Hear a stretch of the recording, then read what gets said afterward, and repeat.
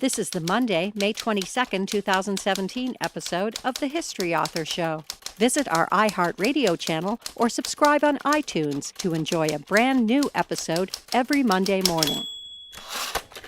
Oh, New York ain't New York anymore. How I miss those old pals of mine. The sawdust is gone from the floor where we harmonize sweet Adeline. On the east side, west side, things ain't like before. There are tears in the eyes of the regular guys. Oh, New York ain't New York anymore. Hello and welcome. I'm your host, Dean Karayanis, and this is the History Author Show on iHeartRadio. This week, our time machine visits a small beach town with big White House history. It's the Church of the Presidents in Long Branch, New Jersey, where 7 commanders-in-chief vacationed, dating back to the Gilded Age. They started flocking to the shore with the man who crushed the Confederacy, General Ulysses S. Grant. And they continued to come through 5 of the next 6. Rutherford B. Hayes, James Garfield, who passed away in a cottage across the street, that was 1881, Garfield's successor Chester A. Arthur, Benjamin Harrison, and William McKinley. The last man to attend services here was New Jersey's former governor, Woodrow Wilson. Our coachman on this journey is Jim Foley, president of the Long Branch Historical Museum Association, headquartered at the Church of the Presidents. You can read more about their work to preserve the history of this Garden State gem at churchofthepresidents.org. And you can keep tabs on their historical events by liking their Facebook page. Oh, and since we're going to be kicking off the unofficial start of summer with Memorial Day next week, why not consider adding the Church of the President's Cocktail Party fundraiser to your social calendar for August. If you love the Gilded Age, history, or just one of the presidents we mentioned, it's the place for you. Okay, now that we've slathered on our sunscreen and popped open our parasols, let's get a pew up front with Jim Foley and explore the Church of the Presidents.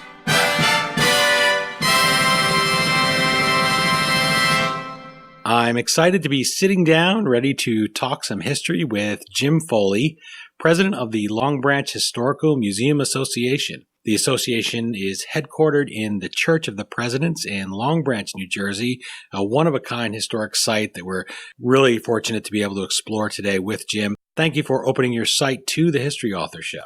Thank you, Dean. It's a privilege. Let's start with painting the scene of the Church of Presidents for our listeners. Describe what they can see now and what features from the original 1879 structure the Long Branch Historical Museum Association hopes they'll be able to enjoy when the restoration is complete. Well, the church building itself, the museum now, is exactly the same as it was in 1879. It was built as a small chapel, except for the large tower, 3/4 of the way in the back of the building. Originally built in 1879, in 1892, the congregation at the summer chapel had expanded and they decided to enlarge the building.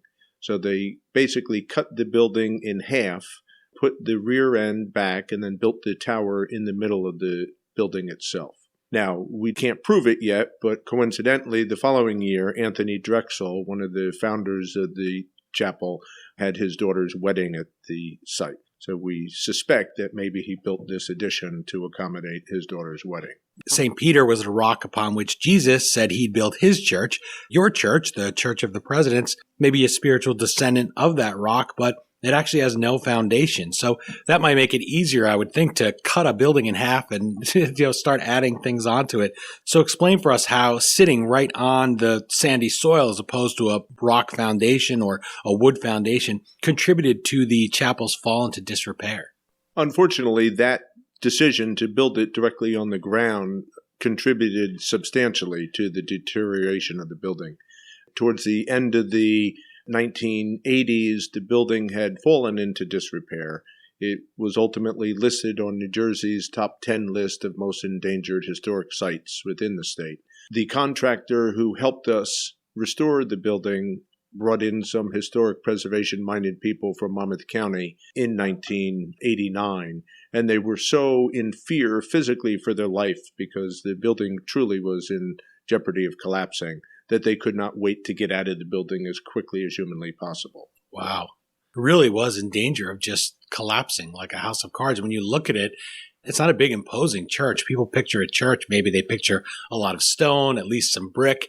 I guess it does have some brick, but it's so humble. And I think that speaks to the idea of the early republic, certainly the Gilded Age, when after the Lincoln presidency and he had all the war powers and Congress decided they wanted to kind of pull back some of their power, and they had some executives that weren't really interested in dictating policy, and they didn't have a war to fight. They sort of stepped back. They returned to this idea of serving one term and being done. That came after Jackson, and then Lincoln served two, and then they were all pretty much going to be one-termers. Grant served two. You're local. They called him the first citizen here right at the time. The fact that they went to this little place, this church that almost looks like a strong wind could blow it down, and yet it hasn't blown down. It's lasted all this time, in part due to your preservation efforts here. It's on the National Register of Historic Places, and you mentioned something here. We were looking at the historic plaque out front. At the top of that plaque, there's the seal of the presidents, and you were explaining to us that you had to go through some trouble to be able to use that, or effort anyway. One of the things that surprised me, which I didn't know, but we learned through this restoration process, we wanted to use the presidential seal. I mean, we thought, hey, we've had 7 presidents come here. Why can't we use the presidential seal? Well, apparently there's a federal law that says it's illegal to use the presidential seal without an act of Congress. Once we found that out, we actually contacted our local congressman, U.S. Congressman Frank Pallone, who happened to live on the grounds where President Garfield died. And we actually had him get congressional approval for us to use the presidential seal on our marker in front of the museum. And I like the marker, which people can see if they go to churchofthepresidents.org, because it has so much writing on it. You know, some of them are just easily, their history is listed in one line, you know, on this date and such, so this guy was born here and this is what he did. This one has a nice chunk because you have 7 presidential names: U.S. Grant, Rutherford B. Hayes, James A. Garfield, Chester A. Arthur, Benjamin Harrison, William McKinley, Woodrow Wilson. You have to explain that it was deconsecrated in 1953. Then you have to tell people that it was named to the National Registry of Historic Places, where the preservation funding was made possible by New Jersey Historic Trust. This place is really so full of history. It's scary to think that it might have been lost, and that even here in the second decade of the 21st century, we're reaping the historic benefits of men like Pullman from the opulent railroad cars of the period. We still hear Pullman sometimes referenced. George Mortimer Pullman, he's one of the founders of this chapel. You talked about today's Congress and people pitching in to help, like Congressman Pallone. Who else helped the building get constructed in the first place? Because those were also some big names. They were big names. Lewis Brown, who was related to the Brown Brothers banking business. President Grant was one of those. 2 of President Grant's best friends, George W. Childs, the Philadelphia newspaper man, and Anthony Drexel, who was the Philadelphia banker. Those were the big names and movers as far as building the chapel itself. Lewis Brown donated the land, and the rest of the men put together the capital to build the structure. It's in a Carpenter Gothic style. Again, paint a picture for folks of what the building is, what they see when they drive by there on Ocean Avenue.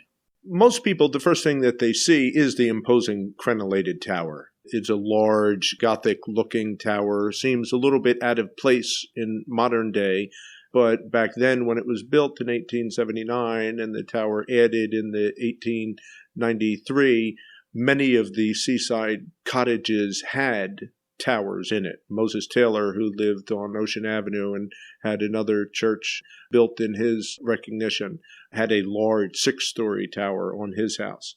There's actually President Grant from his cottage immediately north of Moses Taylor's place commented that it should have been called the House of Many Gables.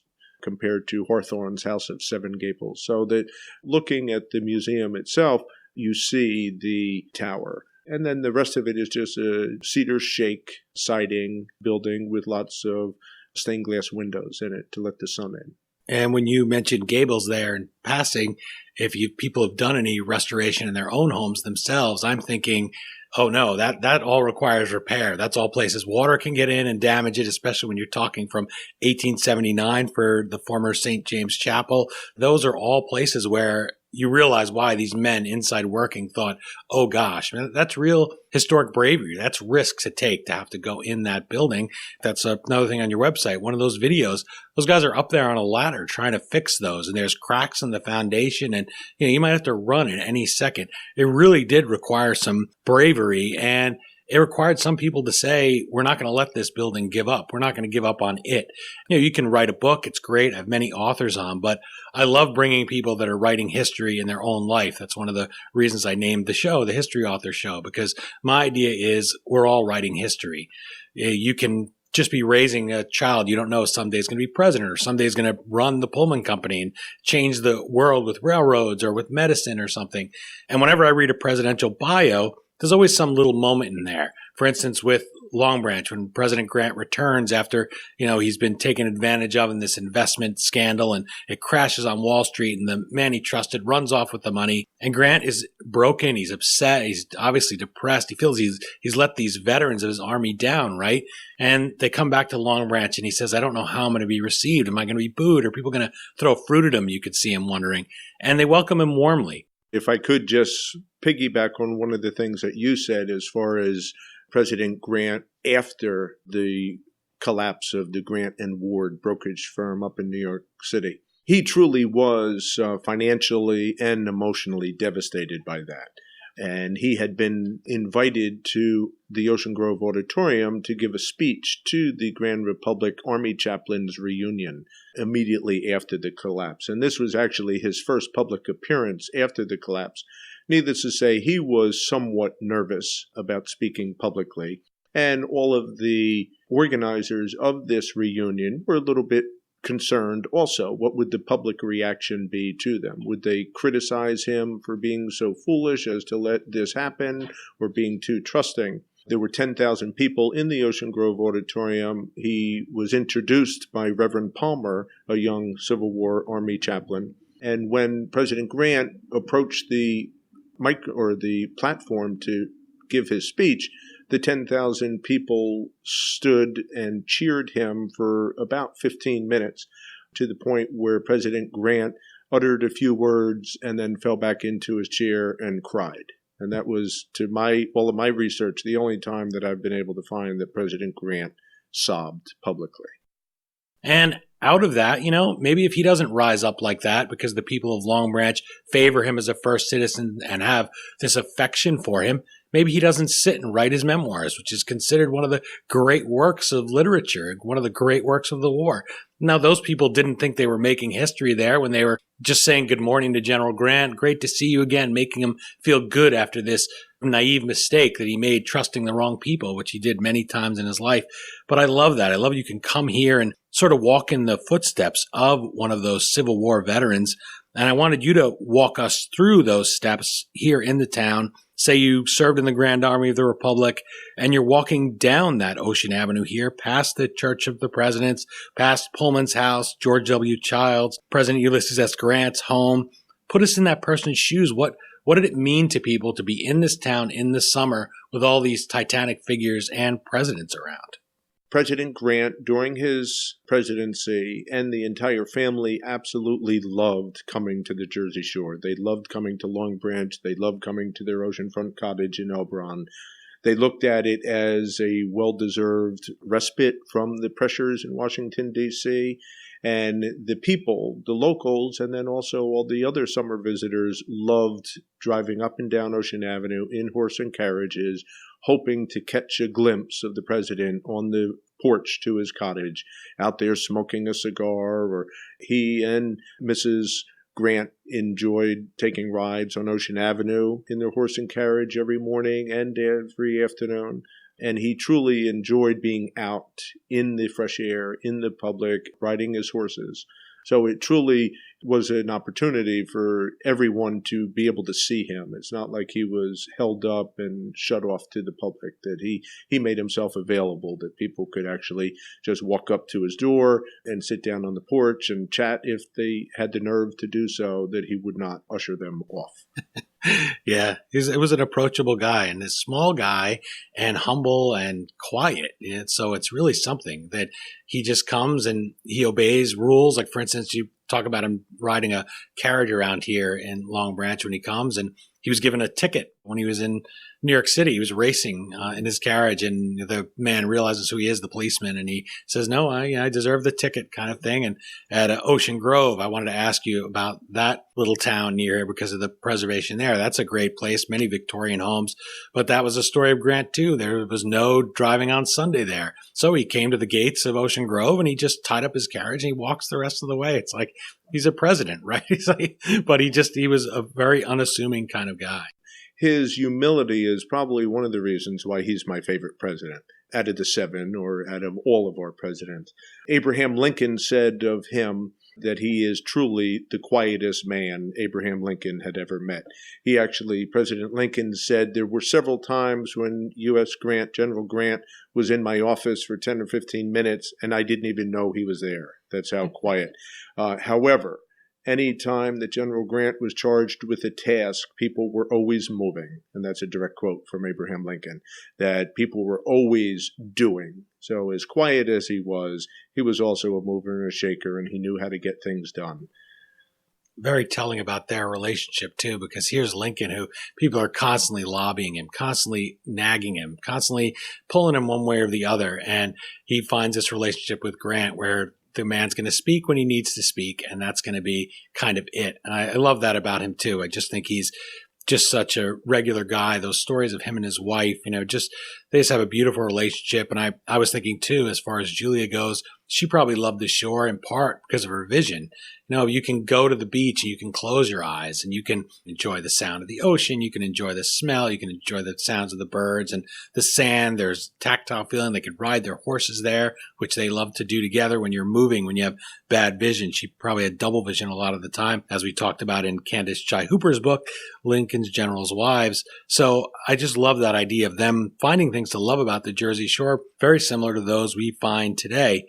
When I pulled up to the Church of the Presidents today, I noticed you'd installed a new wrought iron fence, replacing the chicken wire one to protect people from disturbing the site and protect the site from them. So I wonder what other progress you've made in 2016, and with us looking ahead to the summer of 2017, what do you hope people will be able to see when we hit Memorial Day and the summer unofficially kicks off?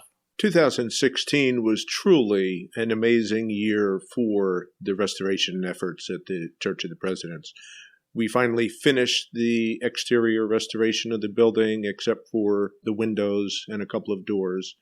But we reinstalled the stained glass cross windows into the tower of the building, which is the first time that they've been in the building since 1998. So that was a tremendous accomplishment. We finished the exterior siding on the building, so we're right now getting ready to turn our attentions on the inside of the building to start the interior restoration. Our goal is, and that was my commitment that I made a year and a half ago when I became president of the Board of Trustees, was that within 2 years, we're going to at least have part of the building opened. It's been closed long enough. It's stabilized. The exterior is restored. We have to be able to let people to get inside and take a look and see. So we're actually going to reopen a part of the building so that people will be able to come in and watch the rest of the restoration take place while it's taking place. Open the doors, right? That's your slogan. Open the doors. Long Branch was the focus of the nation during those late 18th century summers. The Church of the President is still standing, but not so for many of those significant buildings of the period, like Grant's cottage. Describe the town when U.S. Grant started the trend, not just of visiting here, but directing the federal government from a summer White House. It was kind of like a Camp David, or now the president has Air Force One. Wherever they are, the whole government travels with them, really. The apparatus, they have phones. In this era, it's not as easy to communicate, and people start to grumble a little. So describe what the government was like at this time when Long Branch kind of becomes the summer White House.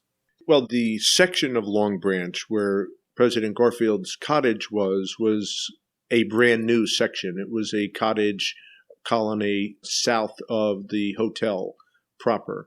And one of the founders of the Church of the Presidents, Lewis B. Brown, was also the founder of Elbron, and Elbron is actually named after him, L.B. Brown, L. Bron. As I said earlier, Lewis Brown related to the Browns and the Potters, the great architectural family.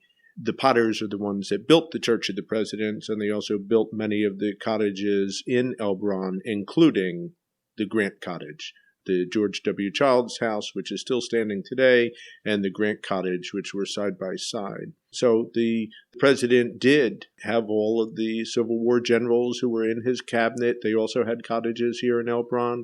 They would come over to his house. They would conduct official business. I mean, during the summer months, as soon as Congress adjourned, he hightailed it down here by train and then picked up his horse and carriage and conducted whatever business he needed to do while here at his cottage. There were those that poo-pooed his spending so much time in Long Branch for 2 or 3 months during the summertime. And he didn't think twice about it. He was able to do his work, and he got his work done, and he let his distractors say what they would. Part of that idea of the executives kind of taking a little step back from Lincoln with all these war powers and being in the White House and directing it.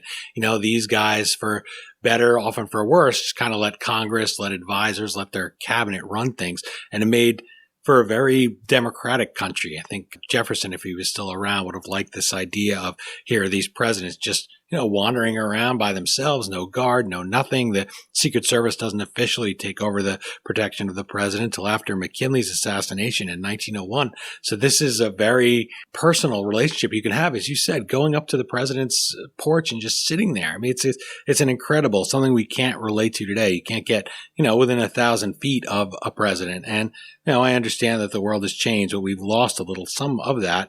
And the fact you can come back here and really imagine it when you look at some of these historic homes that are still standing, I think that's great. And to be able to go to the church and say, someday when you're finished your restoration, say, he would have been sitting right in front of you. You could have sat right behind a president or right beside a president. After Lincoln was shot, I think it said something about their trust in the people, that they would sit among all of them. And usually they would sit up front. I would assume that's the case in this chapel. So you have everyone behind you. Where would they sit? Do you know where they sat?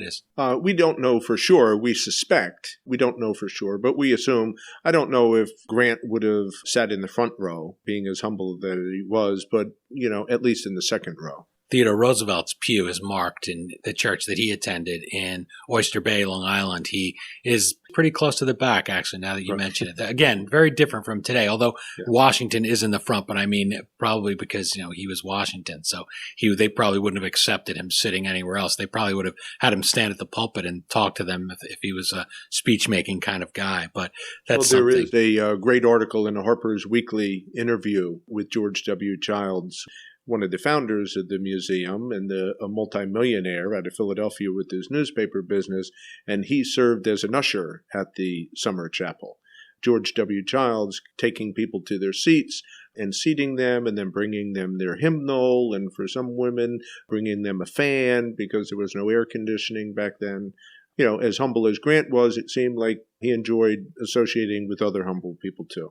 If people go down the shore this summer, as we say, to take in some of these historic sites, to visit the Church of the Presidents, one place they can visit is Seven Presidents Oceanfront Park. And I wanted to mention them because I want you to be able to describe to people what I've said here about what people will find today and how they can experience a summer day that's very like what they would have experienced back then, only with some of the modern comforts. So how did this park get its name, and what do people experience there?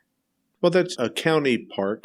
And I believe that was one of the guys from Buffalo Bill Cody's company, his traveling circus. There were actually, I believe, like 27 cottages. And by cottage, we talk about a large Victorian home. Buffalo Bill, the great showman that he was, actually had those cottages built, and many of his company would actually stay there when they were in town. So over the years, some of the cottages were torn down. I think there's only 1 or 2 of the originals still standing. but it was ultimately taken over as a county park. It's a great oceanfront park. They have natural sand dunes there, so it really does give the feel of what it would have been like to come visit during the Victorian era. We're honored to be at the Church of the Presidents with Jim Foley, president of the Long Branch Historical Museum Association. You can visit their website at churchofthepresidents.org and watch some videos on the progress their restoration has made so far, including putting those crosses up again and doing some work to restore that roof. You can keep tabs on their events by liking their Facebook page. You can find that at their website too. Jim, Only in Your State headlined their article on the Church of the Presidents, quote, "There's no chapel in the world like this one in New Jersey. That's not an exaggeration. 7 presidents worshipped here more than any place outside our nation's capital. I wonder how you personally came to have such reverence for this spot, this holy historic ground, and decide you were going to pitch in and kind of take it upon yourself to do your bit here to restore it." I was fortunate enough to be born and raised about 150 yards away from the building itself, in an old historic mansion, 4-story house, 2 acres of land. And when I was a teenager, a young child, the museum had annual art shows to help raise money for the continuing restoration efforts. The original president of the museum, Edgar Dinkelspiel, passed away in 1997. His wife, Florence Dinkelspiel, took over as president of the museum. At the time, I was the deal historian, a position I still enjoy. And what Florence had done was she contacted me and she contacted Dr. Fernicola, who was the Allenhurst historian and the author of the book 12 Days of Terror, and Marie Sylvester, the Interlaken historian who wrote the book Around Deal Lake. And she invited the 3 of us to join the Board of Trustees to join in the effort. So I really give a lot of credit to Florence for having a vision to carry on the work of her husband, which he started back in 1954. Actually, Edgar Dinkelspiel's dying wish to his wife was, please do whatever you have to do to save the building and reopen the museum. And that was what Florence did up until her death about 11 years ago. So first I was honored to even be invited to join the Board of Trustees. And then after Edgar and Florence passed away and their niece, Karen Van Hise Gunther, assumed the presidency, she and her husband moved down to Florida a year and a half ago. And I was the longest serving person on the board. So they asked me if I would be the president. So I have since that time. You know, being born and raised down here at the Jersey Shore, I remember as a child, and the Ocean Township Museum wrote a great little I Remember When about this. I loved the fact that there were 7 presidents that were here. I remember in grammar school, out on the playground, talking to all my friends saying, can you believe that there were 7 presidents here? That's great. I didn't actually know which 7 they were at the time in 2nd and 3rd grade. And I guess whichever president we were studying in school, I was like, yeah, James Madison was here and James Monroe was here. Well, I got the names wrong initially, Yeah. But just the fact of thinking that there were 7 that were actually here in our own backyard, to me was fascinating. So it truly is, I feel like a duty and a responsibility that if there's something that I can do to help preserve this national treasure, then it is my obligation to do that. What can people listening do to support the reconstruction efforts? Obviously, the number one thing that we need is money. So if people are out there and they're looking to make a donation, feel free to do so. Or if they want to make a financial contribution, that would be extremely helpful. But we also need other things. We need electricians, we need carpenters, we need landscapers, we need anything that there is out there that is associated with the building. We could definitely use volunteer help with that. You know as well as I do, raising money for a historic project like this is not an easy task to do. There are so many other worthwhile causes out there. You know, my wife and son serve on a board of trustees for a cancer foundation. So when you're, competing against, little children with cancer, well, it's hard to say, well, give us some money so we can put in new stained glass windows on a museum. Speaking of people that are facing those tougher challenges, President James A. Garfield passed away in a cottage overlooking the ocean just across the street from your site here. On the grounds of the Church of the President, there's a small tea house. Well, they call it the tea house. It's a small little building there built with railroad ties, little roof, very, very cute little building. Looks like elves might live there. What's its connection to the martyred president? After President Garfield had been shot in Washington back in July of 1881 and suffered in D.C. for the summer, the decision was made in early September to bring him to an oceanfront cottage here in Elbron in hopes that the sea air would help his recovery, aid him in his recovery. And we really did, the nation believed that he could recover from these wounds. The decision was made to bring him. They did not want to transfer him from a train to a carriage down Lincoln Avenue, so they decided overnight to build the eighth of a mile railroad spur right up to the front porch of the Franklin cottage. And they did that. They started at 6 p.m. on September 5th, 1881, and by 1 o'clock the next day, they had completed the entire thing, which to me is an amazing feat to do an eighth of a mile railroad spur. Unfortunately, our hopes of his recovery did not happen the way that we wanted to. September 19th, 1881, he died and was brought back to Washington over those same tracks. He was back in Washington after the funeral. The tracks on Lincoln Avenue were torn up.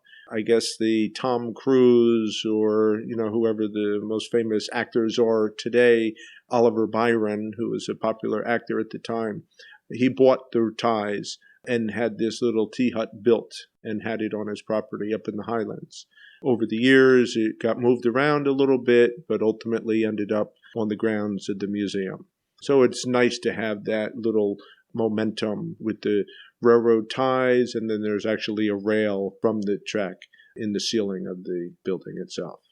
You can tell Jim's from New Jersey, by the way, because the first actor he thought to compare to an actor from New Jersey in the 1880s was Tom Cruise, New Jersey's own, from up in Glen Rock, up in northern New Jersey. So see how we're all connected somehow. We're all connected back to New Jersey and especially to the New Jersey shore and now to the Church of the Presidents.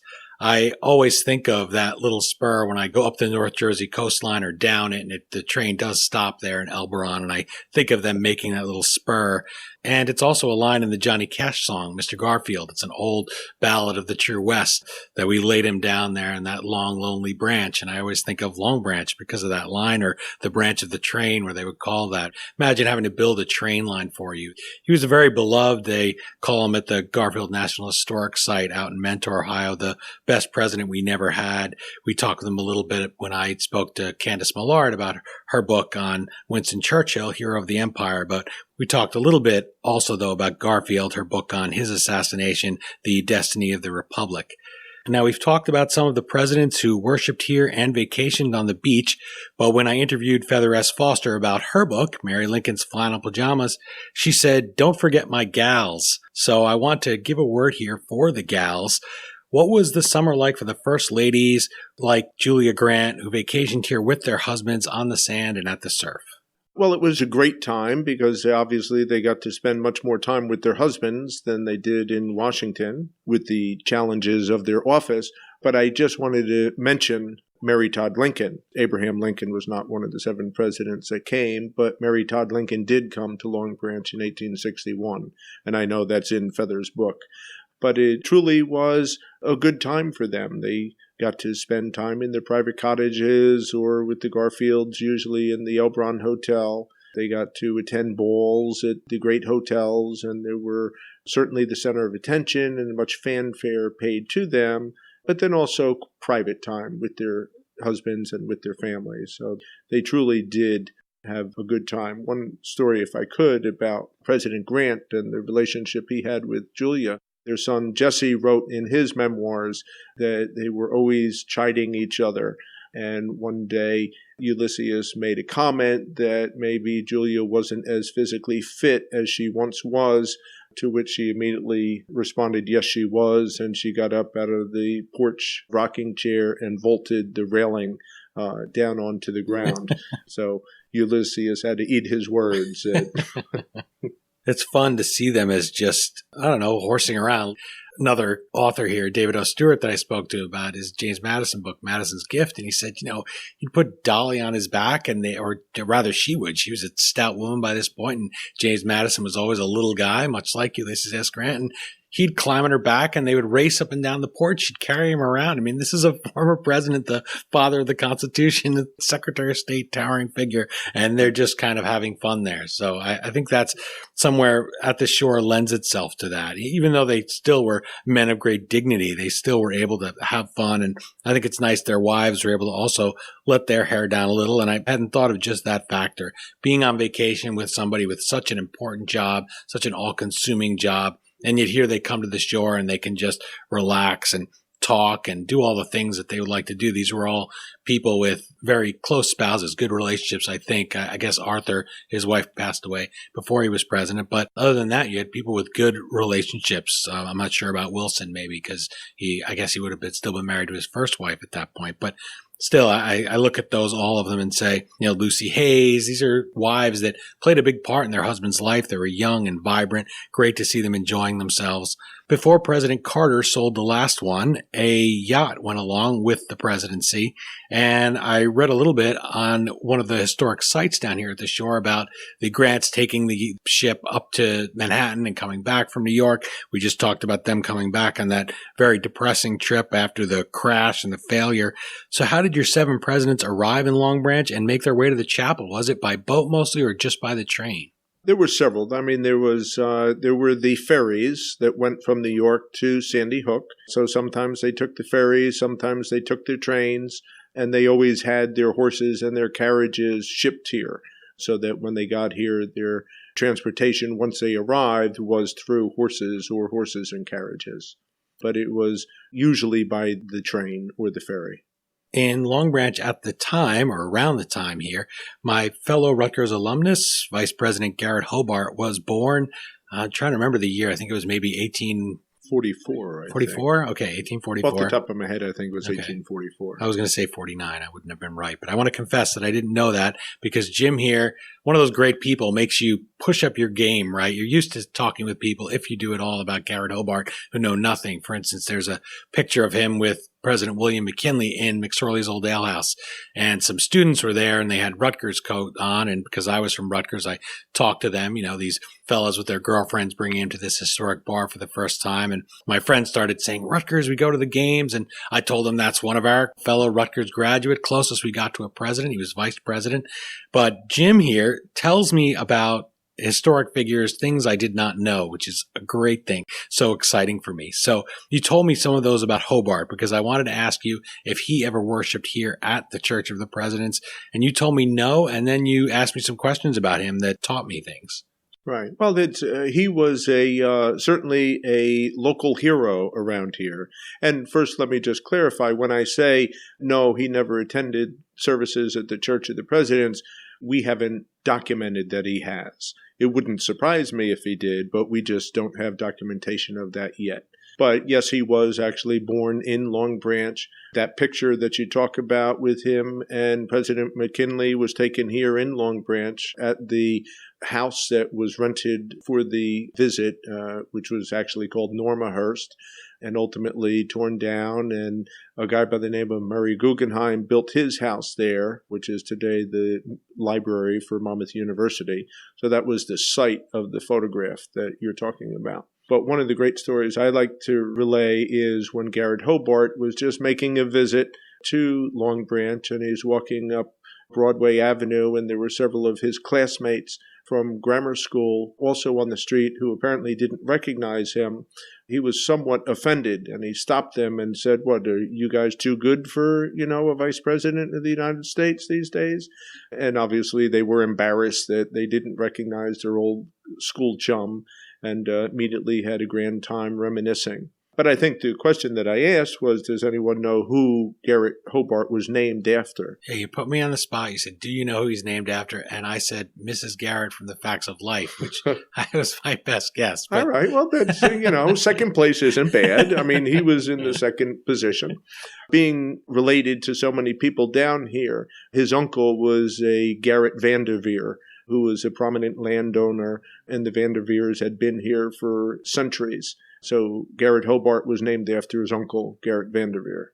And that picture, by the way, is a fascinating one. You could see if you go to McSorley's, and I went and looked at it to see if it was that picture of him with Hobart, which I never knew was in Long Branch. The listeners should have seen my face when you just mentioned it. You saw my face. My jaw literally dropped, everybody, because when I saw it at McSorley's, I said, let me get up close in this sort of dank bar and see if it's the original with Hobart, or they did kind of a 19th century version of photoshopping to add Theodore Roosevelt into that picture, because there wasn't time to do a photo of the two of them together. So they just kind of airbrushed poor Hobart out of there and stuck in Theodore Roosevelt. You could find both versions.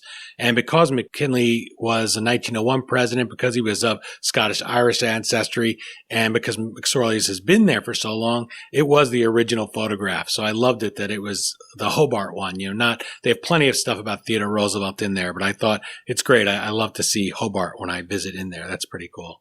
Between Grant and McKinley, the only president who didn't spend Sunday here is Grover Cleveland. And he was born, retired, and died here in the Garden State. So I wonder if there's a reason he didn't vacation in Long Branch and visit your chapel. Well, Grover Cleveland, and that's another trivia question I always like to ask people, is what is Grover Cleveland's first name? And usually Stephen, that one I got. Usually the answer is Grover, and I say, no, it's Stephen. But born in the same town that my dad was from, Caldwell, New Jersey. And Grover Cleveland vacationed down in Point Pleasant and down in Waretown. He liked hunting so much, and by the time that he was president, hunting in this section of Monmouth County was not so much, so that he would have the freedom down there. And then also he had his house up in Cape Cod and Gray Gables, so that's where he spent his vacations. In my research for our interview, I noticed your name attributed in a caption of a photograph. It showed U.S. Grant's porch chair, which it said you'd removed from storage specifically for that piece for people to be able to see and take a picture of it. And so I had to ask you honestly, Jim, did you give into the temptation to sit in General Grant's chair when you took it out for that photograph? Yes, I have sat in President Grant's chair, and where we are right now, you can see the chair, which is about 8 feet away from you right now. So after this interview is over, if you would like to sit in it, we can make those arrangements. I would absolutely love to sit in General Grant's chair. I don't know if I'm worthy, but and I might be too big too, because it's just a wicker chair. And the fact that it survived this long is incredible. It makes me think of Theodore Roosevelt's trip to see Julia Grant. It might even have been here in Long Branch. I don't know where it was. His wife, Theodore Roosevelt's wife, Edith, had connections. His second wife, too. She was raised not too far from here for summers anyway. That was up in Shrewsbury, where Edith Roosevelt was from, Edith Carroll at the time. So he had a connection. And when he met Mrs. Grant after General Grant had passed, TR was speaking about his great admiration, which will surprise nobody who knows TR, for the general. And she offered to let him touch General Grant's sword. And TR writes about it, how awesome this was. I was able to touch his sword. I could just see him, freaking out. Suddenly he's a 5-year-old boy. And that's one thing that Edith said about him. I have 6 children, really. It wasn't just the 5. It was also her husband. I could see him running around with the sword like the Madisons on their porch. I have one final question for you, and we can relate it to the stone that now stands to mark the place where the cottage was that James Garfield gave up his life. I think people are inspired when they see someone trying to save history, as you've done here at the Church of the Presidents. It helps your cause to have 7 presidents behind you, as you mentioned. But what advice and inspiration can you give listeners who want to save a site that's not nearly so significant? And we'll use as an example this young man who got that marker put there in front of where Garfield died. I think that, when a person is passionate about whatever it is that they're trying to save, and I think we as Americans, we like stories and we like history, so that when we can articulate what it is that our story is and we can express our passion for that, there will be people that come together and join in our efforts. Whether we're trying to save the Church of the Presidents or Ocean Township getting the Woolly House as their official site for their museum, or little Bruce Frankel trying to get a marker placed in front of the former site of the Franklin Cottage where President Garfield died. Everyone has a story to tell. And he was only 8 years old. I thought that was such a wonderful story. And there was no marker there, right? And he took it upon himself to try to get it built. Yes, he did. And I know when I came to the town looking for it, I went to the library. They had no idea where the cottage had stood. I was on Lincoln Avenue. I was riding my bike and I was with my wife. And I said, well, this is Lincoln and this is Garfield Place. So it has to be on this road. And I was driving around there and I couldn't believe it wouldn't be marked. And then a garbage truck moved and there was the stone. It said on this spot. And so I sat down there and took a picture with it. And I was so happy to find it because it was painful. I could share the pain as an adult of not seeing the place marked, just feeling bad for this president who died in such agony, was killed so senselessly. And so it made a connection for me. And I hope that other people will try to make those connections. Even someone you never meet. I might never have sat here and learned the story behind why this stone was there. But in 100 years, people will be coming to this church and maybe they'll dig up our interview here. And I hope you people in the future have hover cars by now. You can hover over Long Branch and look at the church and take it all in. It's just wonderful to be able to preserve it, to actually be able to go someday soon, hopefully. Jim Foley, president of the Long Branch Historical Museum Association, thank you for welcoming us into the Church of the Seven Presidents here in Long Branch, New Jersey, and for keeping history alive by restoring this one-of-a-kind site. Best of luck with those restorations, and I look forward to visiting again when you open the doors. Thank you, Dean. Again, the historic site we visited today is the Church of the Presidents in Long Branch, New Jersey. Once again, my thanks to Jim Foley, president of the Long Branch Historical Museum Association. You can visit them at churchofthepresidents.org and keep tabs on their efforts to preserve the jewel of the Jersey Shore's Gilded Age presidential history by liking their Facebook page. And while you're online, visit us on Twitter at HistoryDean or Facebook.com/HistoryAuthor. We'd love to hear what you thought of this remote interview and if you'd like to see us getting out in the field more. No book to plug this week, but we do have a recommendation. Remarkable Women of the New Jersey Shore, Clamshuckers, Social Reformers, and Summer Sojourners by Karen L. Schnitzspan. As for presidential history, you could find plenty of great titles in our archives. If you decide to pick one up, please navigate through the links on our site or through the Amazon banner on our homepage. You go to historyauthor.com, we take you to Amazon, and Amazon.com gives us a small percentage of everything you spend at no additional charge in your shopping cart. It's just a few extra clicks for you, but it'll help us tip our bartenders at that Church of the Presidents cocktail party in August. Get the details at that same website, churchofthepresidents.org. Well, that's it for this installment of the History Author Show. I hope you'll join us for next Monday's all-new interview right here on iHeartRadio. And if you're listening to us on iTunes, please take a minute to leave us a review. Until our next trip into the past together, thanks so much for time traveling with us today, and have a great week. We still call it Broadway, but what's in a name?